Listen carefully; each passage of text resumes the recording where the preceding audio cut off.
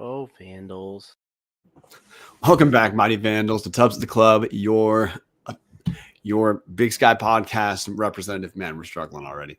On the University of Idaho Big Sky Podcast Network representative. You guys know what I'm talking about. Forgive me, guys. Busy last couple days, full disclosure.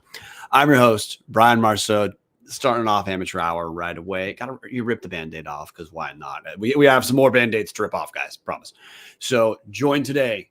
We have... And he's going to be a little bit more into producer today. So I don't give a shit. You don't get to hide behind the bricks, Martin. How's it going down in Moscow? I wish it was a little better news, but hey, it's almost the end of it's almost the school season. Moscow is finally about to be quiet again. The weather's slightly getting warmer, and I'm in a questionably better mood given the past couple days, but I'm excited to talk. I'm not excited, a little. It only happened it happened a day ago. We'll get there. And then, hey, co-host tonight, back-to-back weeks, bailing us out, Patty Frakes. How's it going?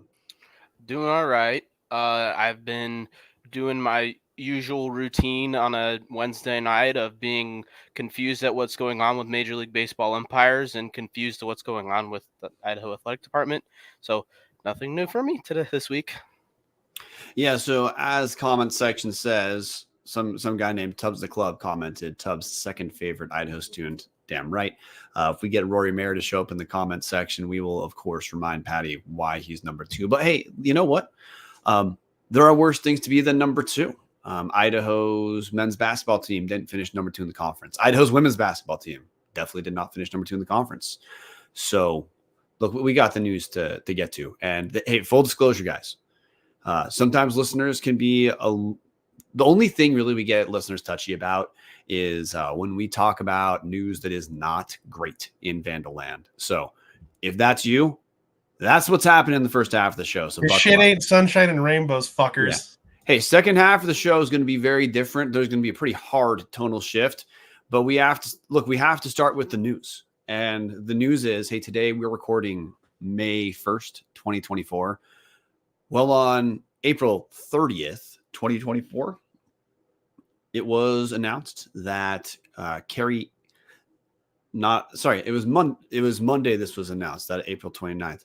April 29th, 2024, this Monday, it was officially announced that Carrie Amy, her of 1 year's experience on the University of Idaho sidelines, going 15-16 overall, 8-10 in Big Sky play in that 1 year. Carrie Amy's gone. She's a former Vandal. She's moving on to South Dakota to coach the Yotes. So like Martin's brought up to me in private, and like it's in the comment section right now. Carrie Amy coached for 367 days. So hey, part of the news is that she's not the coach anymore. By the way, the transfer portal closed on April 30th. If your coach leaves, players do get about a month extension, but that's not necessarily good news for the players this late in the portal. But the kind of the news of this is not just the fact of Carrie Amy leaving after one not that great. She didn't light the world on fire in Moscow for sure. One season. The bigger news is that Carrie Amy had the ability to leave after 1 year in the first place. At this point, best information is she's leaving penalty free. The buyout in her contract, assuming it had been signed, would have been $500,000 on the day this was announced, April 28th. That number would have gone down to $250,000 had Amy waited until after the portal closed.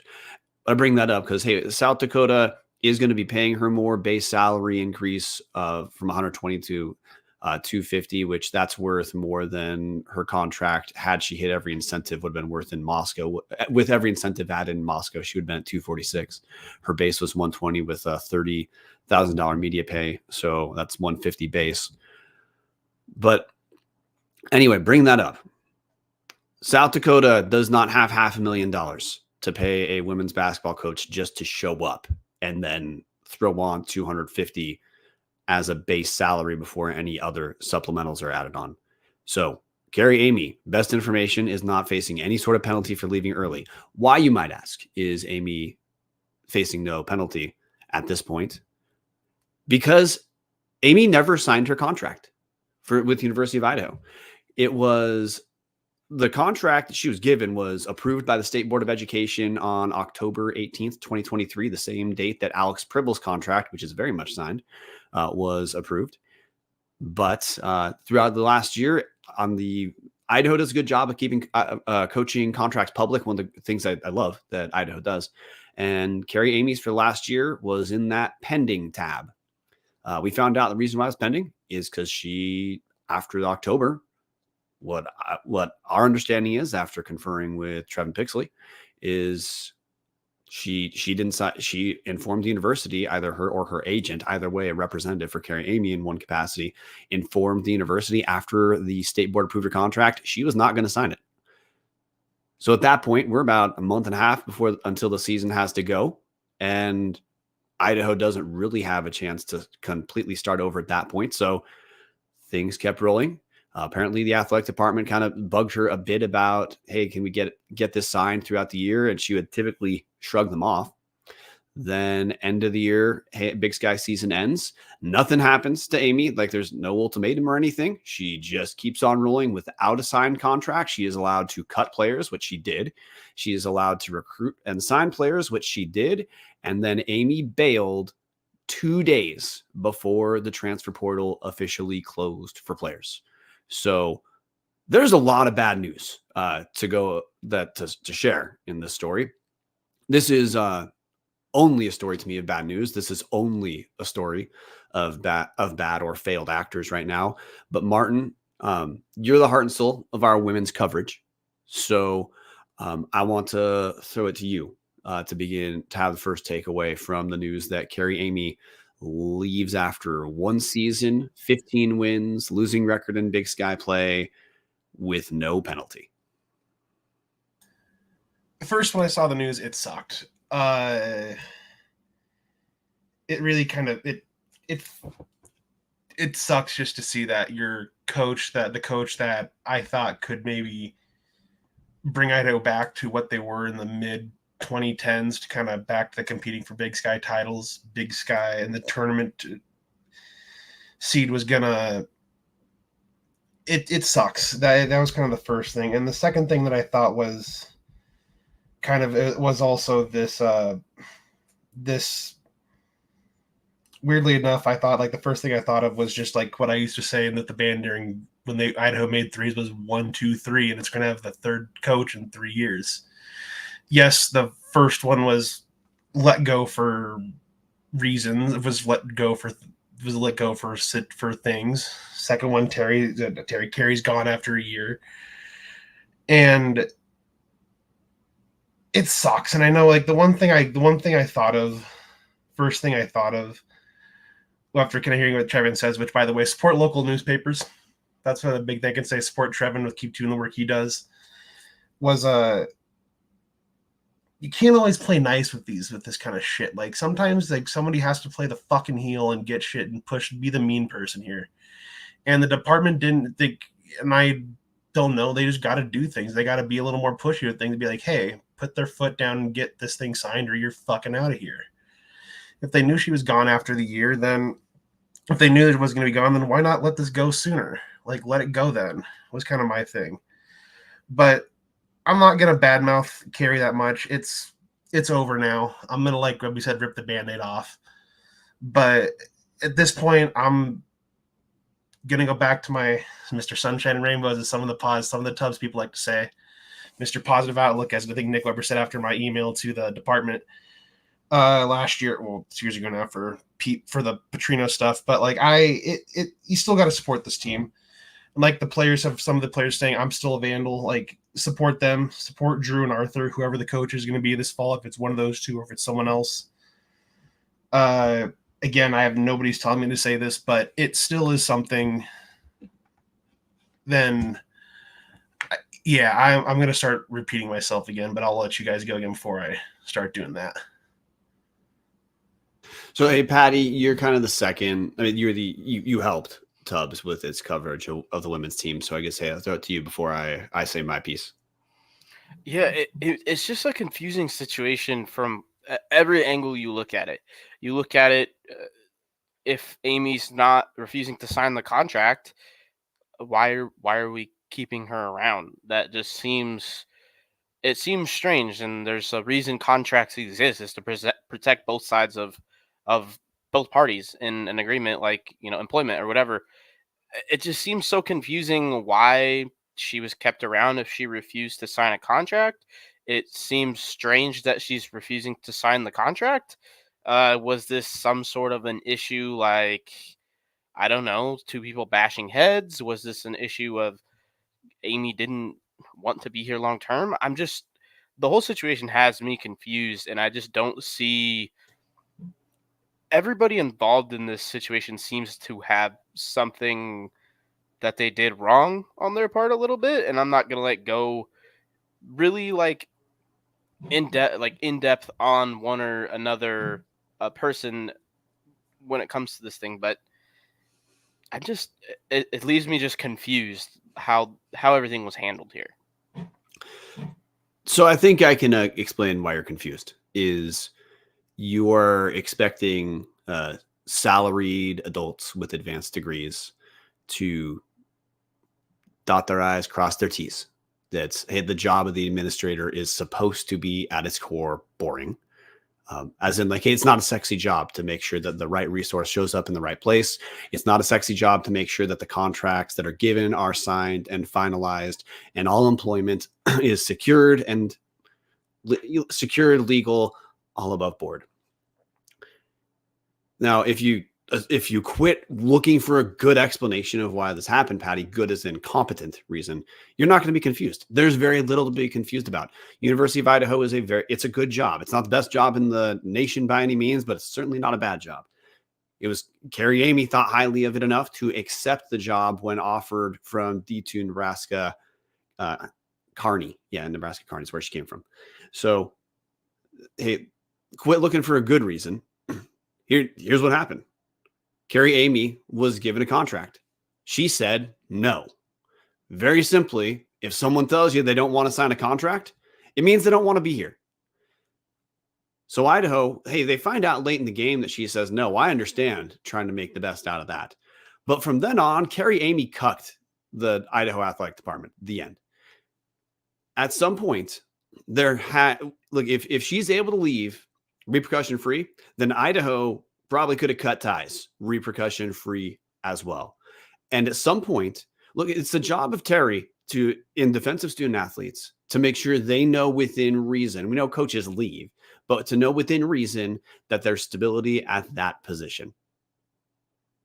You know what? I bet if we had some athletes on the show, that they probably didn't know that Carrie Amy never got a contract completely taken care of because she said no. She wasn't going to sign it and continued to say no when it was brought up. So, hey, phase one, that's a failure of the department. I know that Carrie Amy needs to sign the contract. That is on her. But if you are running a multi-million-dollar athletic department, it is your job to get those things taken care of. And if the answer is no, you act one way. And if the answer is yes, you act the other. The answer clearly was no. Second, we never had to hire Carrie Amy in the first place. I'm not going to relitigate the entire thing. You can listen to our episode from about a year ago. Terry did not give a reason for firing John Newley. And until she does, this is a convenience fire for no reason other than unstated personal issues. She has salaried communication staff who could have enunciated issues that she had that meant she needed to move on from John Newley. She didn't because she won't, because she can't. This was her call to move on from one of the most successful coaches in the history of Idaho women's basketball, which meant she had to stick this landing. And you know what? She failed. We got a coach who, with a significantly weaker strength of schedule than what John Newley ever did. And look, you guys can look this up. You want to go to Basketball Reference, strength of schedule with Idaho last season, not remotely close to virtually any of John Newley's seasons. We got similar results on a significantly easier schedule. And then she cuts and runs 2 days before the transfer portal closes. Yeah, the athletes have an extra month to enter, but this late in the game, there's not that many spots. And I don't mean to infantilize the athletes. Look, they're going to come together and make the best out of the situation that they can. That's what they need to do. That's what they should do. Us as Vandals need to support the women who are doing that. That for a fact needs to happen. But this is Terry's mess that she created. This position we're still paying John Newley. His contract is still good. The one he signed, that he actually signed.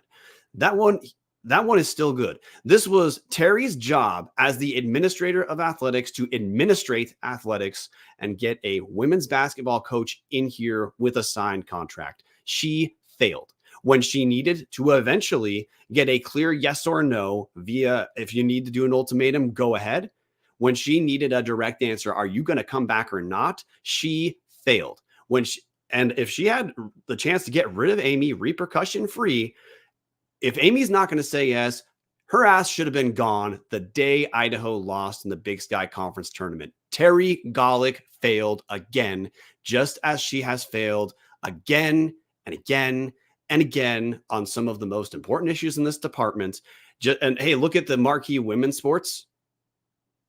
How could Terry have failed the marquee women's sports of volleyball and women's basketball more than she has? 3 seasons for sure of volleyball thrown away, with the absolute failure to take the unending stream of reports about Chris Gonzalez seriously. And now this, she can't get a contract signed for the women's coach who then bails this late. It's hard to do worse, guys. If there's a way to do worse, I would love someone to let me know. But look, I'm frustrated at Carrie Amy for cutting on the athletes she recruited. She signed 7 athletes after cutting multiples and left. Thanks a lot, Carrie. But hey, this was possible. This is Terry's mess. Terry made this position open. Terry failed to get a contract signed, and she failed to act. And at some point, if a coach isn't signing a contract, it's because they don't want to be there. Here, show them the door. She failed. So I guess at this point, what else does Terry have to screw up before she's gone? Like, hey, well, there's no news of a contract here. We've, like me and Dallas made it abundantly clear. We believe Terry needs to go. But I got to tell you, I don't know what else she can screw up. I don't know how she could screw this up more.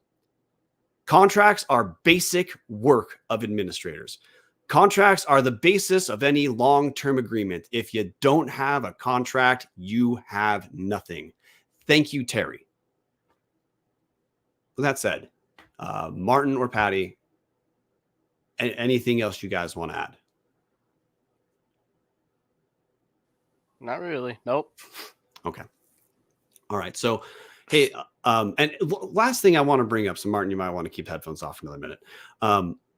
The reason I say we have at this point, there appears to be no repercussions for this is one, if you're curious, hey, how was Carrie Amy paid when there was no contract signed? It's pretty standard procedure that if there's an approval process that takes place for a contract like this at the State Board of Education, there's going to be something along the lines of a memorandum of understanding, aka an MOU, some sort of agreement that just mirrors the terms of the contract to pay the coach for their work between the day they need to start, which was, hey, the meeting was in October. So obviously both coaches had to start before October, to make sure they're compensated for their efforts between day one and whenever the state board can finally get together and pass a contract. This isn't just an Idaho thing. This is public institutions everywhere, or anytime there's a governing board that needs to approve contracts.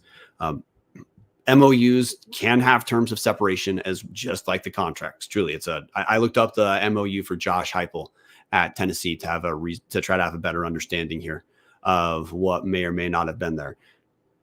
These things absolutely can have things like separation agreements that are going to be in a contract, as at least the terms of separation. They can also have things like a termination date, as in, hey, if a contract is not signed by whatever date, the contract is void. But there are instances of people having MOUs that extend more than a year. Billy Gillespie at Kentucky a handful of years back is an example. He had an MOU for 2 years, never actually signed his contract at Kentucky.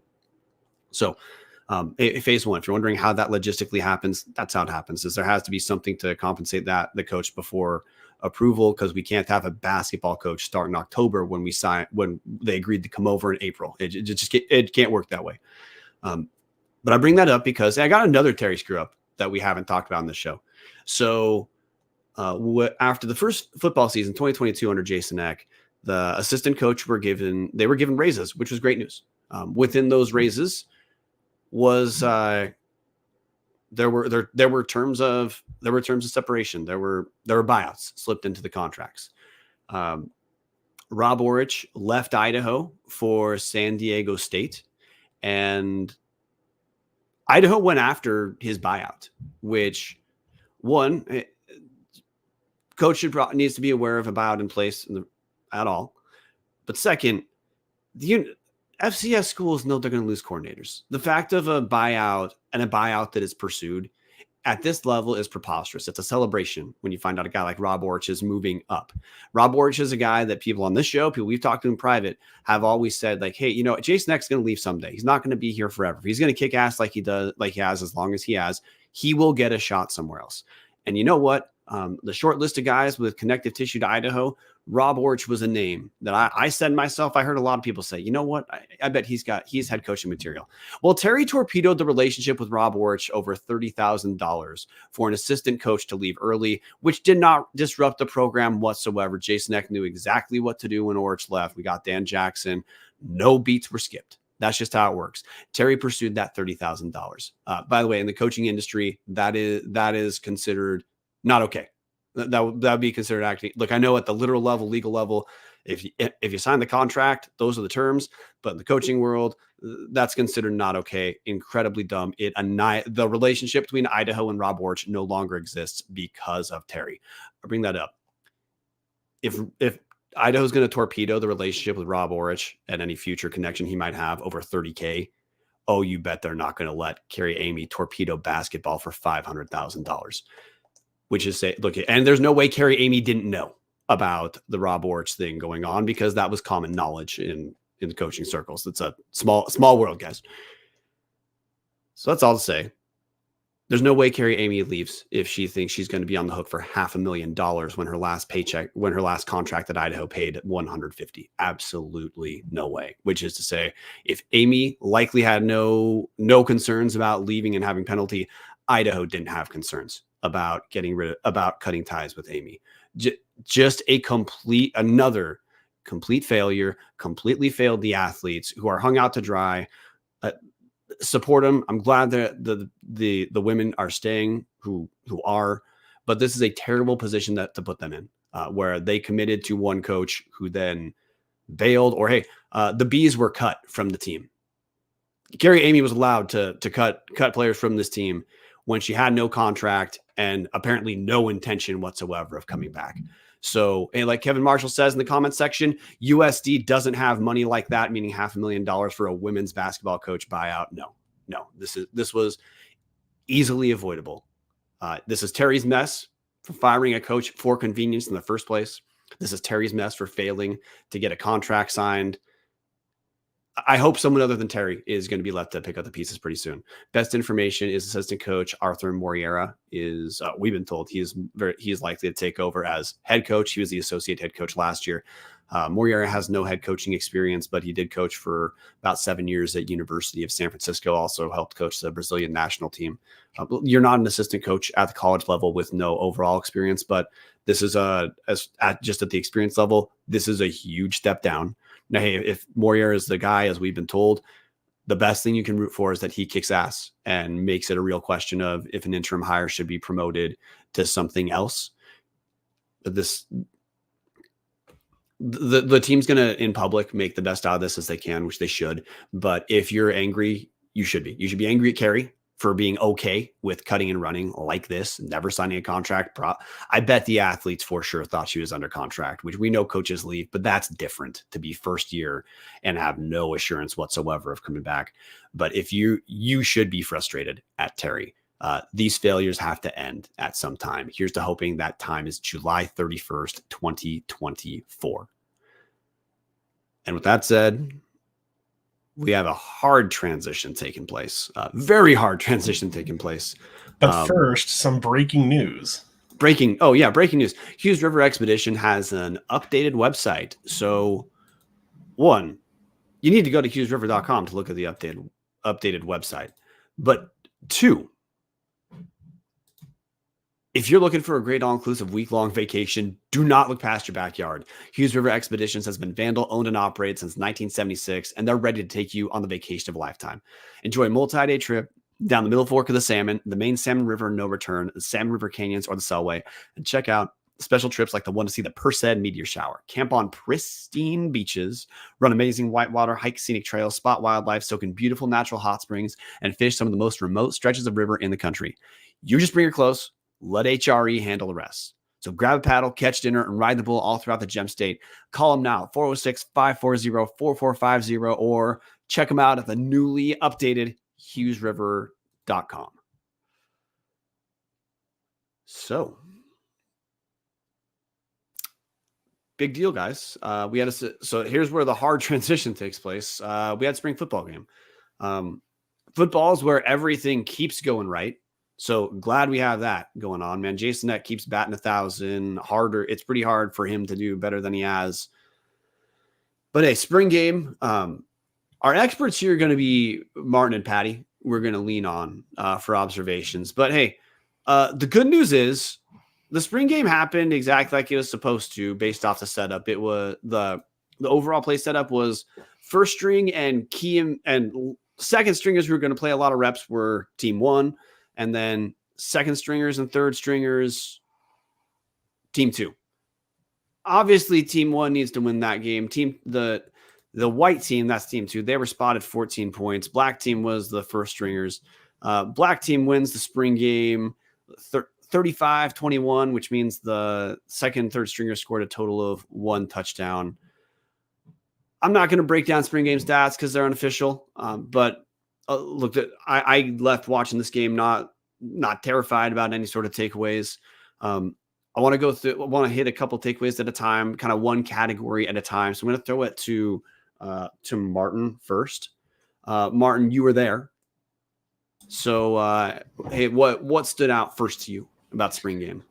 The first thing for me that stood out was just how good the first team defense looked. They look legit. And yes, it's against second string offense, but still they were making the plays you would expect as a first team defense. The offense did about what I expected, like Jack Lane spreading it around, spreading it to multiple people. And that's just kind of my initial thoughts. Yeah. So Patty, let's talk defense first, because this is standard in spring games. Defense should look more imposing than offense. Idaho's defensively returns a ton of experience, especially in the front 7.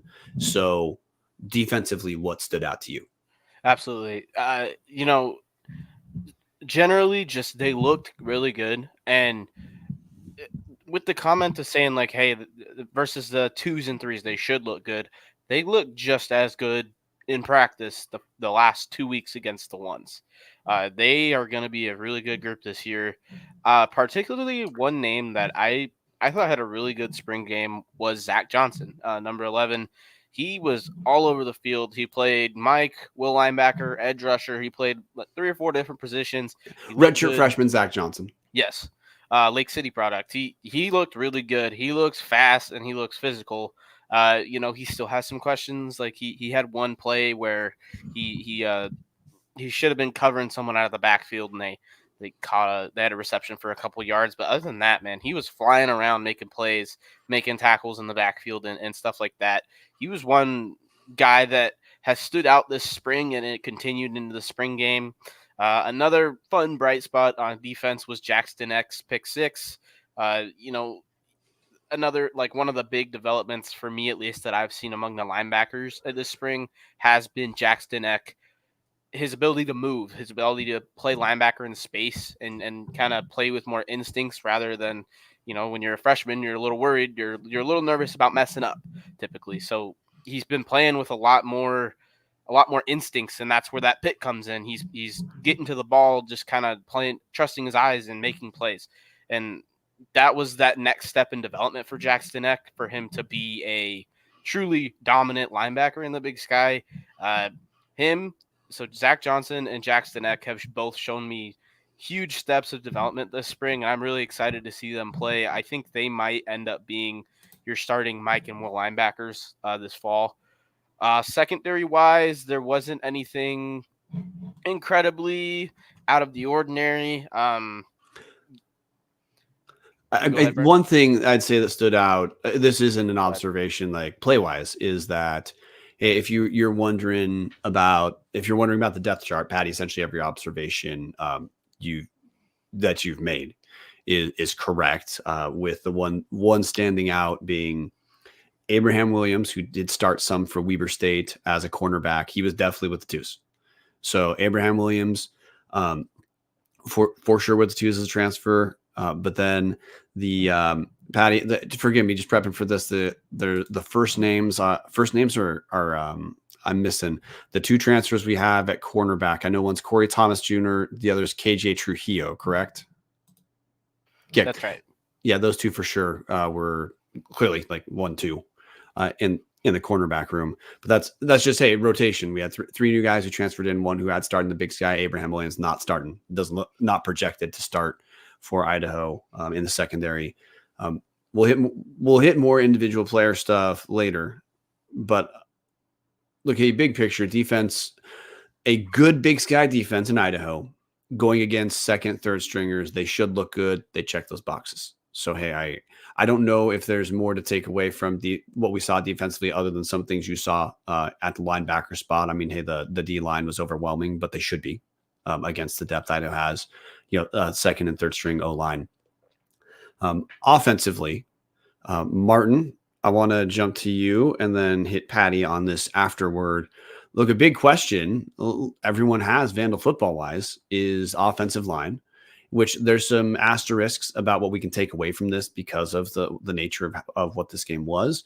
But Marten, how did you feel? Give us your offensive line observations. They looked good. There's definitely going to be some flexibility with this team. I kind of thought with the spring game, it seemed like maybe Caden Robinette maybe solidified the starting center job. Obviously, there still is fall camp to go through before things are official. That's redshirt freshman Caden Robinette. Yeah, redshirt freshman. I believe he was also a walk-on for PWO. I could be wrong, but he's one that kind of he rated redshirt last year, but he's one to keep an eye out on. Given we all kind of saw a true freshman Leighton Vining step in and start last year. But I think this goes to show, like I talked about in, I can't remember how many episodes ago it was, there's that D-word depth again kind of starting to show through, that this team, this offensive line has depth, and if they lose a guy now, it's not going to be as drastic as it was, say, year one or year two of the Eck experience. And then, hey, Patty, want to hear from you about the offensive line too, because it's weird for me to enunciate this out loud, but our longtime listeners and guys who followed the team last year, we know Big Sky, who's going to finish in the top of the Big Sky or top two of the Big Sky, it's going to be dictated by the trenches. That's it. That's the direction of FCS football. Has been power football, has been what's been dominating the top of this subdivision. What do you see from the offensive line? Yeah, I liked what I saw. Like Marten was hitting on with the D word, the depth. There's three guys, or at least a backup at every position on the offensive line that I would be plenty confident in starting games there this year. And that's definitely not true of what we saw last year. Last year, we had someone go down and then instantly that level of play goes down. And that's one thing that I saw in the spring game for sure is the guard position. You have three guys that are going to be playing two spots. The tackle position, you have three guys that are going to be playing two spots when you have Knappich back healthy. And even center, you have two guys that are going to be playing that one spot. There's guys that have gotten time with the ones and looked solid all spring, a number of different guys. And it's just good to see that the depth is coming. And it's also more Eck-esque offensive linemen, more athletes down there than maybe we've seen in the past Vandal teams the last couple of years when you still had a couple of Petrina recruits in there. So, overall, they do look a tad better. When they were practicing against the ones on defense, hey, I was getting a little nervous because they did not look like they took much of a step overall. And really the weakness of that had been that interior three. They've been shaking things up, and as the spring has gone on, they've continued to look marginally better and better and better. I think there will be a bit of a step up, and I think a big part of it is that depth, as Marten was saying. A few personnel things. The starters for the spring game were two of the three interior three linemen that started the spring game were guys that didn't play at all last year, I believe, unless they played some, garbage time snaps. So as a party started at left guard, but then you have Caden Robnett, who was, a third string center going into last year as a freshman. He started at center, and then you have man, I can't remember his first name, but Skinner, I believe he's number 67. He's the Moscow native. He started at right guard, and he looked great. He's an athletic lineman, and he's already, 6'5", 300 pounds. He's a guy that has the tools to really take that spot. And so really just overwhelmingly, I think the offensive line, it feels like there's a foundation there now, and it's not just a patchwork of transfers and then young guys and guys that aren't quite there, but they're just having to play that spot. Think of a Knappich who was just really small a couple years ago, having to start as a true freshman.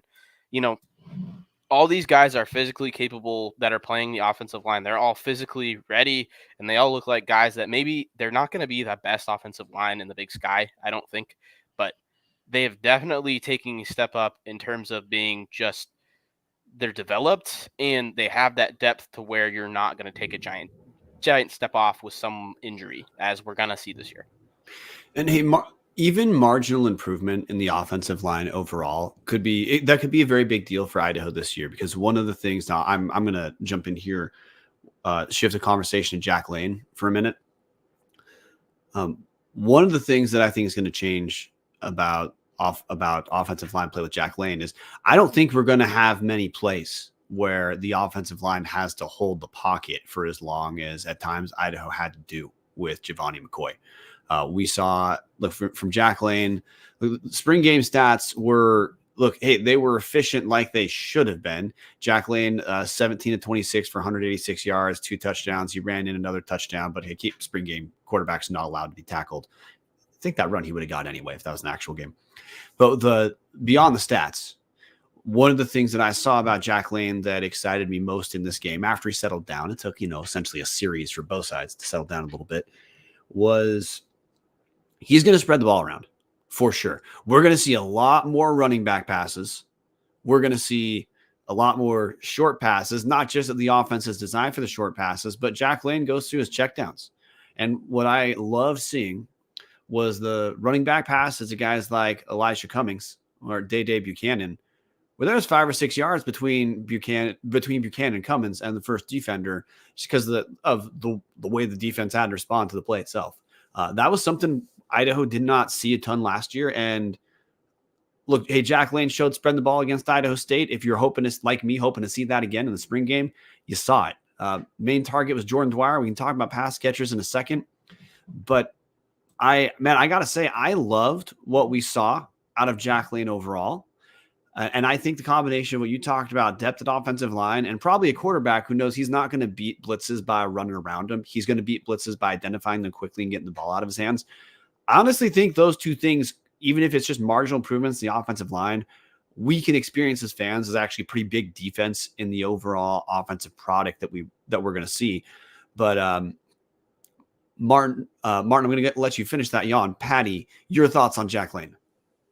Yeah, he looked as we kind of expected him to look. A lot of check down things, but he also likes to take his shots from time to time as well. Yeah, he has an arm. So we bring up checkdowns because it's different. That doesn't mean the dude doesn't have an arm. It's just a new dynamic we didn't see last year. Absolutely. And I mean, we saw it. We saw it in the Idaho State game, hitting a few of the home run balls, but he uses the whole field when it comes to reading his progressions. He does a great job of, hey, we're in cover 3 and we're going to hit the weakness of cover 3. That's the type of thing that we've seen from him in his 2 performances. We've seen from him do that in practice. And another thing about Lane that like you don't really see just in the game, but that dude is a leader. You can tell he's a leader. He's much like, no offense to Giovanni McCoy, but Lane is much more of a leading kind of figure on the field just as you watch them. He's out there giving everyone high fives. He's out there encouraging his buddies. He's out there, talking to everyone and being a true leader on the field. And he's more vocal and emotive. Yeah, definitely. And it's something that I noticed that I don't know. I like seeing that at practice, and it just seems like I think the guys are 100% going to play for Jack Lane all year. And that's not to say that they ever didn't play for Giovanni McCoy. They obviously did, but Jack Lane seems like one of those guys that is just going to get a little bit more out of his guys. I there's not really a way to quantify that, but you could just see it, and you could kind of feel it as someone that watches it. And one of the plays that I think got me really excited is I can't remember exactly when it was. It was later in the game. Jack Lane was there was a blitz. The white team blitzed 6, and Elisha Cummings just slightly leaked out of the backfield, and you could just watch everything develop. 2 rushers come off the edge, and then all of a sudden, Lane sees that and just dumps it over their head, and Elisha Cummings runs for a touchdown. That's the type of thing that we're going to see a lot this year because Idaho has probably a relatively weaker offensive line. Teams are going to want to blitz the crap out of us, and that's going to lead to a lot of those opportunities for Lane to just kind of dump things off and let his guys make plays. And honestly, from what I saw in the spring game, I'm a lot more excited about the talent around him than I was before going into spring as well. Yeah, that was an unknown, which, yes, it was both yes and no with some of these. But Martin, anything you want to add about Jack Lane before we hit some of the other groups? No, but he's just been looking good and kind of not like there's not going to be a drop off this fall from Vonnie. Honestly, I think there's a chance. Last year we needed McCoy to be able to move around, and I think this year Lane is what the team needs. So, and I'm ecstatic for the Lane era. So, hey, some other takeaways. One, hey, Kevin Marshall, comment section, host of our favorite national show at FCS Nation Radio. $500 from FCS Nation Radio is raised at the golf tournament. Corner Club bought it. Thanks, Tubbs. Hell yeah. So, hey, one of our favorite listeners, Mark Triple-Piece, $500 donation to one of our favorite listeners, Kevin Marshall. It's the kind of connections we're all about. Another connection I got to say is, hey, question mark we had about, or if you haven't been to practices, was Anthony Woods is gone. It looks like Idaho's going to go with the 3-headed monster of Elijah Cummings, Day Buchanan, true redshirt freshman Day Buchanan, and transfer Nate Thomas. I thought each running back had moments in the spring game where you could see, okay, these guys kick ass. And hey, Jason Eck came in the booth and helped announce during the third quarter. He described all 3 running backs as above averaged big sky running backs, which hey, for long-term depth, that's great news. The guys also complement each other and doing different things. But I want to talk about Elisha Cummings, because if you were concerned at all that he was not going to be in shape, having missed a year, kind of like, hey, when Andre, for a long time listeners, Andre Carter, he played as a true freshman, then he sat out a year, was off team for academic reasons, came back, he was never the same, wasn't the same shape. Yeah, that's not the issue with Elisha Cummings. Man, that guy looks like he spent his year off in the weight room all the damn time. He looks stronger, he looks thicker, but he also looks more cut than he looked as a freshman, and he was fast. Look, his running stats weren't that impressive. 6 rushes, 12 yards, whatever. It's a spring game.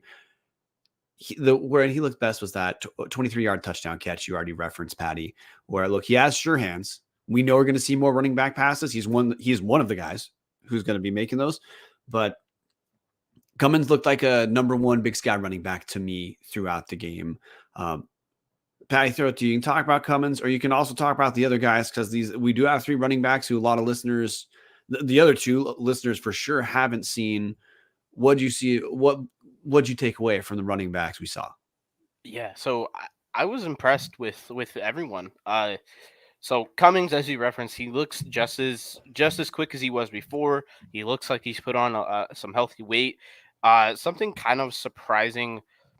Nate Thomas, the transfer from South Dakota, he actually suited with the white team, and then Day Buchanan, who had been kind of the 3 throughout spring ball, he ended up dressing with the black team and kind of being the 2 at running back for the black team. And all 3 of those guys looked like they could be serviceable. Can I pause you? Yeah. Thomas was both teams. Yeah, he switched partway through. Yes, that's correct. But all three of them look like they're going to be guys that are taking carries this year. They're all three going to be guys that are, taking reps in different situations. I think Thomas is going to be more of your downhill runner throughout the year. I think Day seems a little bit more like a kind of a traditional just running back. He's between, you can kind of hybrid him between a pass catcher and like a downhill runner. Cummings is more of that kind of scat back. He's quick. He's not going to be a guy that you're not going to line up in the I formation or ask him to dive 20 times a game, but he's very quick in the pass game and stuff like that. And that's exactly what we saw in the spring game. Specifically, Day Buchanan impressed me. His burst just looked a lot quicker than what we saw in the very, very limited, I guess, film and other things that the resources you had to see him play. He showed a little bit of burst in this spring game that gets me excited because, he's only a redshirt freshman. He didn't play it all last year. And I think throughout the year, he's probably just going to mature and get better and better. He seems like a guy that in a few years here is going to take over and be kind of the guy, barring transfer portal, of course. But he looks like a guy with a lot of potential, and he got me pretty excited with the way he moved with the ball. And then Martin, we got pass catchers to talk about too. But before, and I'll give you a chance to jump pass catchers right away, but any sprinkles you want to add to the running back talk? Just that room is loaded, and they're getting more people, like kind of jumping ahead a little bit, but they're getting even some, I think, a couple other signings from this class as well, and they're just going to be good this fall, and I'm not too worried about them. So, hey, talking about pass catchers, guys, let's each just pick like one or two to talk about each of us, and then we'll rotate through. I'm going to lead with Alex Moore as a guy who stood out to me in the scrimmage. Tight end Alex Moore, part of hashtag Moorcox combo. Jay Cox did not play, so we did not get hashtag Moorcox throughout the game. We got the slightly Jay Cox was not there, so we did not have the underwhelming hashtag Mini Cox combo either of Mason Mini and Jay Cox. But Alex Moore, look, he's been a story to watch for a while because he earned a starting spot in 2022 as a freshman and then blew out his knee, which, hey, rehab from that takes a long time. Phase 1 to get back to the field, phase 2 to mentally and physically get back to where you were. He's a big target. Jack Lane looks real comfortable hunting that target out. In the spring game, Alex Moore had 5 catches for 37 yards, but you also saw at the end of the year, Alex Moore seemed like he was starting to emerge again as a pass catcher. He's tall. He's a gigantic target. He's a guy who I got my eye on is, hey, it's the feel-good story because it's a guy who was injured and worked his way back up and looks like he's ready to take the step we thought he might take last year if it had injury not happened. But now he's ready to go. Martin, tell me a pass catcher or two who stood out to you.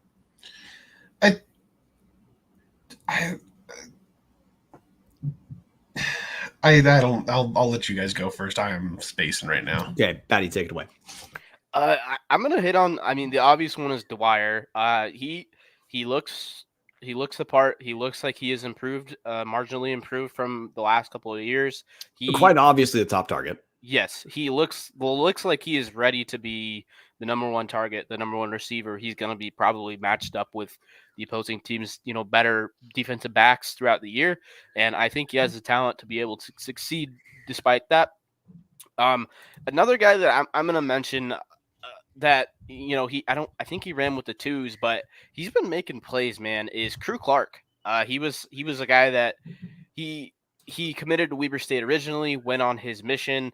He's from Sugar City, Idaho. He went on his 2-year LDS mission, came back, decided he didn't want to go Weber State, came to Idaho, and he just, I don't know what it is, but he's been making plays. I don't know if I cannot remember if he played with the ones or the twos in the He played with game. the twos. Played with the twos. He was kind of the one on the twos side of things, and I thought he looked good, and he looks like a guy that, with how kind of inexperienced this receiver room is, if ish hits the fan and we're running low on bodies, he's a guy that I think he could step in and play some meaningful downs down the stretch, if we have some injury issues.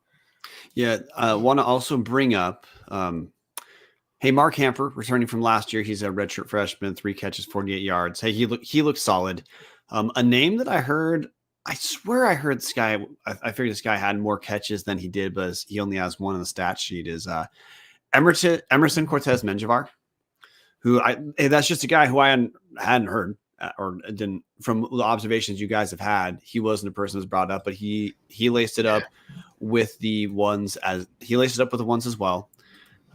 Orion did Orion Peters was He's suited. He was suited, I think, with the 2-1. He was with the ones. He just didn't play a ton of snaps. Yeah. He was missed on. He was targeted, just missed a couple times. Like you saw the speed, but it's hard for that to materialize with if a guy's not making a catch. And then hey, Jason Mayer, the comment section with the 2s, Braden Rice from Lewiston. Yeah, Braden Rice had 2 catches in the game too. So look, I guess here takeaway for me here is we know at the top Jordan Dwyer is number 1 receiver. This is not remotely close. We know from the tight end, Alex Moore is kind of the top end, is kind of number 1 pass catcher. Other than those 2 guys, there's actually a lot of wiggle room in this roster. A lot of guys who look solid. No one other than those 2 who I'd say is just popping off the page as well. Obviously, this is an all Big Sky guy, but a lot of guys who look solid. Minor asterisk, and like this was a fact Idaho fans are going to have to live through no matter what. With Hayden Hatton gone, we get to join everyone else in the nation. Sometimes guys drop passes. That's just going to happen once in a while. We saw at least one touchdown bounce off. Mason Mini dropped a touchdown, which, hey, whatever, not a big deal. It's just after what we've seen with so many targets going Hayden Hatton's way for so long, I don't know. I intuitively got used to the idea that if you throw it to a tall receiver, it's just going to come down as a catch. And like, hey, every Vandal's going to have to deal with that. One of the best receivers in the history of the program's gone. We don't always have the best receiver in the history of the program on us. That's going to be a reality. But overall, this is a group of pass catchers, less top heavy, but a lot of solid, comparable talent in between, and a lot of wiggle room for guys to emerge into that number 2, number 3 pass catcher role. Patty, any other offensive takeaways that you want to hit on? I just want to hit on Hamper a little bit more. He's the one other guy that really had much experience. He got a few snaps last year, but Hamper in practice, man, he just has brought down everything, every contested catch, every wacky pass you adjust to and grab. I think he's a guy that, I don't know if he's an all Big Sky talent, but he's going to be similar to a safety net, as you will, with Alex Moore. Hamper's going to be a guy that Lane knows he can kind of throw it up there and just give him a chance, and he's going to bring it down. He doesn't like wow you with athleticism or anything like that when you watch him, but Hamper's been an impressive guy to watch just because he brings down everything.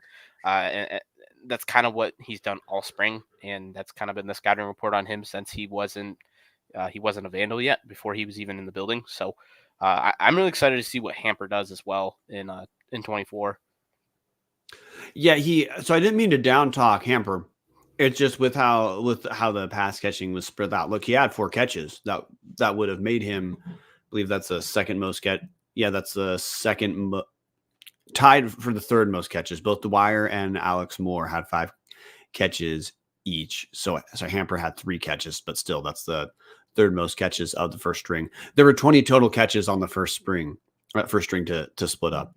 So no, I'm with you. I mean, I think it's safe to say you would pencil in right now, if Idaho's going to run more two tight end sets, that means they want one fewer receiver. Our number 1, number 2 receiver is going to be Jordan Dwyer, Mark Hamper. I think that's pretty safe gamble this far away, with Alex Moore being the top tight end target.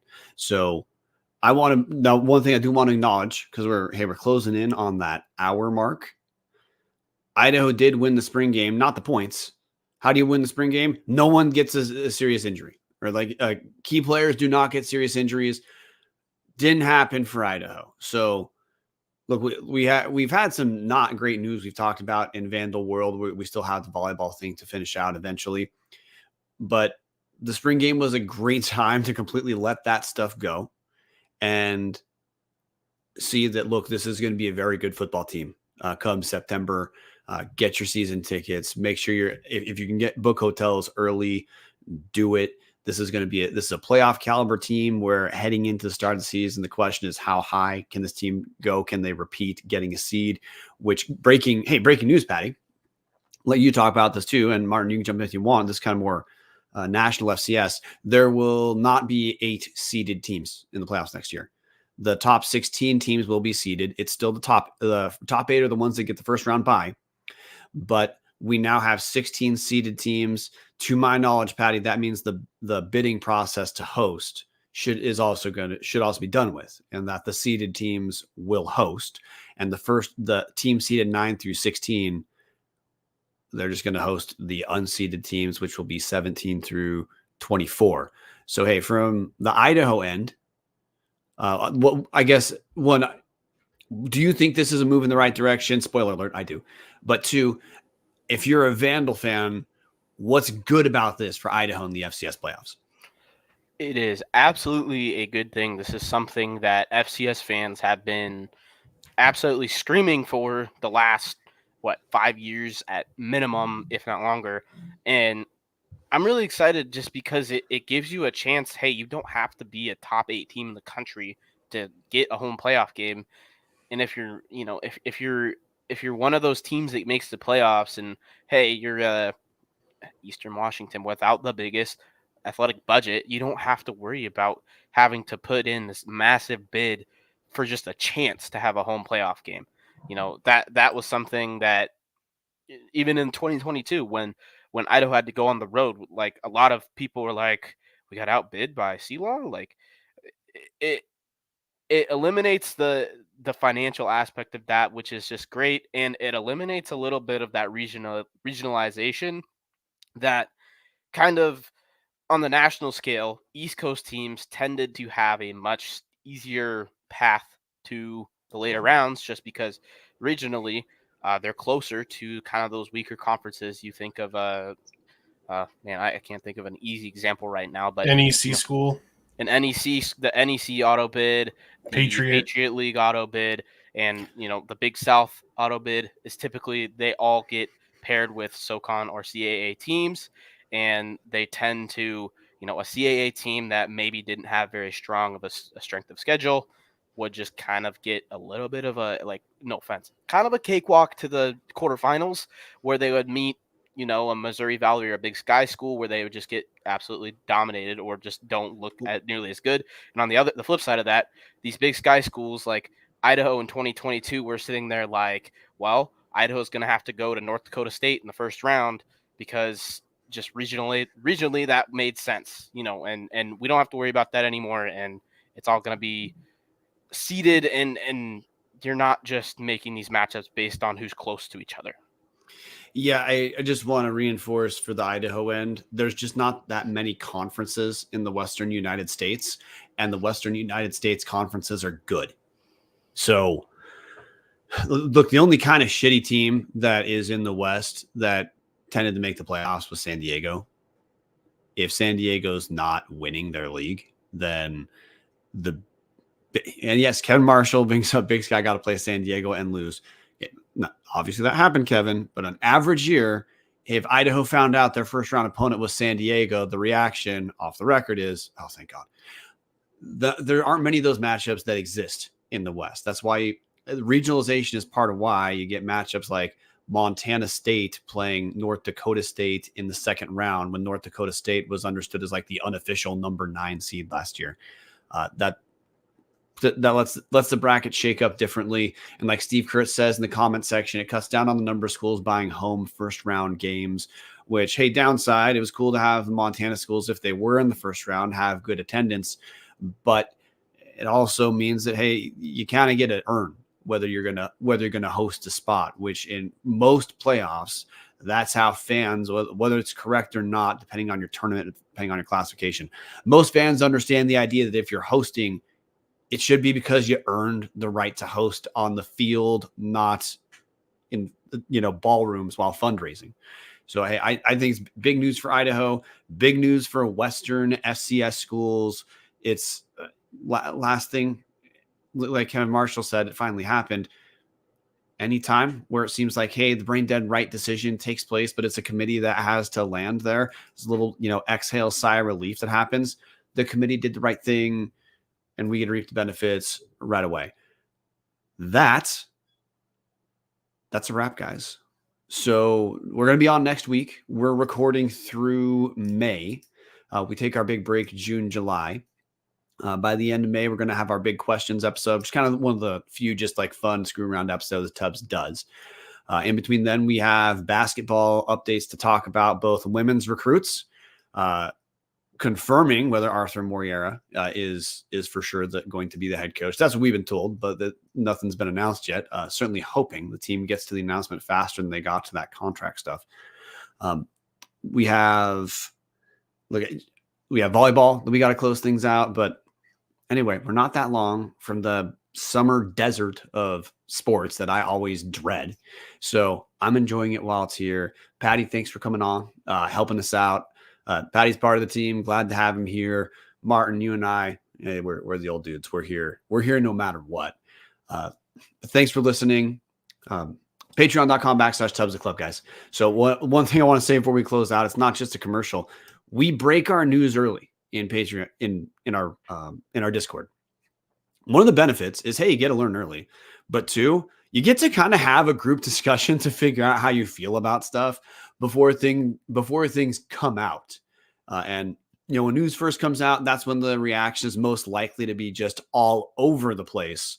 So if you're a person like me who you kind of care about in your head being right more than you care about having a heavy emotional reaction, the Discord gives you a chance to do that. And hey, the Discord has been in correctly on quite a few things before they're made public. Costs less than a cup of coffee a month to join. You can pay more, and we're okay with that. Patreon.com/Tubbs at the club. And guys, that's a wrap. Thank you everyone for listening. Thanks for hammering that subscribe button on YouTube. You know the drill. Shows like these. We'll see you next week. Go Vandals. Patty, you're going to goddamn say it one way or another. You can just say it again. I know the video is going to play, so just do it.